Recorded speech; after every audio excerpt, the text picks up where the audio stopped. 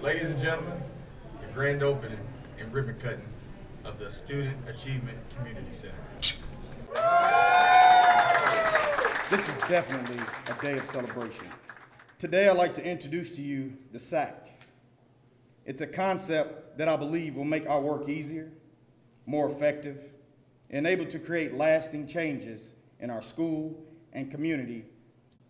Our students will walk through the doors of the SACC and see an award-winning closet. They will see a wide variety of much-needed items and incentives, and it all belongs to them. I am blessed to be here, but I am grateful to see so many faces here this morning to honor the work of Ronnie Stoner, to showcase the community partners who just didn't say, if you need anything, just call me. These are community partners who followed up with us. These are community partners who wanted to be a part of the SACC. So it's a beautiful morning. During my time at Newburg, I've witnessed some cool things, but nothing like what we were gathered here for today. The Youth Service Center has definitely been beneficial to me, whether I've needed school supplies, a change of clothes, or some one-on-one tutoring session.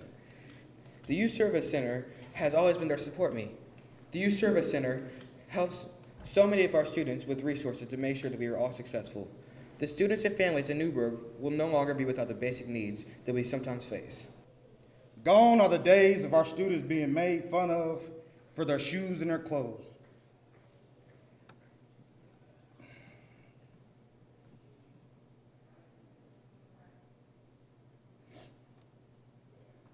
Gone are the days of the students coming into school with the same outfit that they wore on the previous day.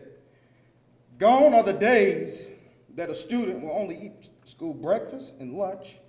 Gone are the days that a student comes into our building with dirty clothes.